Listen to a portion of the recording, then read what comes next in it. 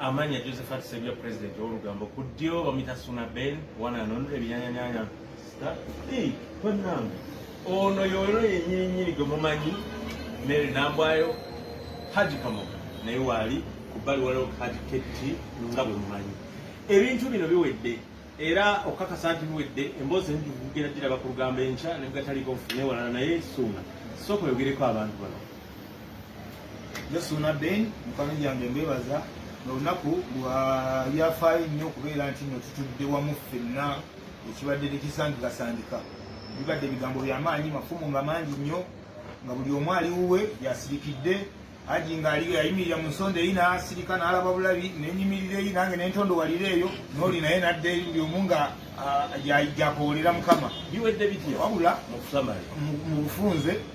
twebaza Haji Kamaketi azze n'ayimirirawo ng'empagi n'atusikanga magnet fena entwegatta ensonga lwaki tuli wano olunaku olwaleero nsonga zino ziwedde bulungi nnyo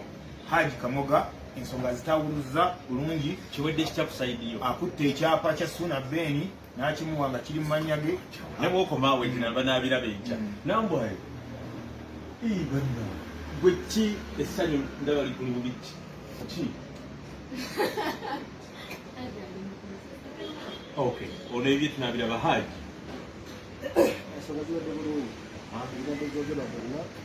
ibadde bitingana, tutude ku mmeeza, tulimaliriza, olukali kandika mu ofiisi, olugeze mu ofiisi. Suna, kano abantu baagala nnyo okukamanya mukulu sembeze eno kamera mulabe bulungi omukulu ono. Kano kabagambe, wamma akayiringo wali ogamba Nambwa? Nze? Wali ogamba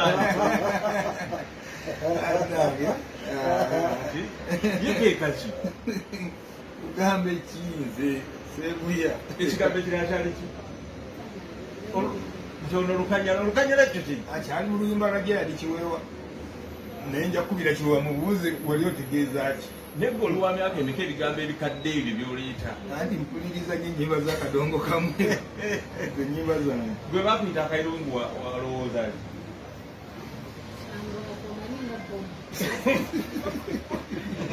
kyalinga bomu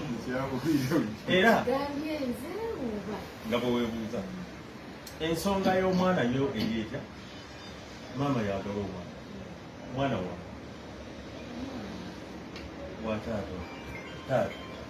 mwana wo ogambye agaba omwana lwaki tubuuzizza mwana wo owadde option esooka tugende n'ekigambo ebisigadde byonna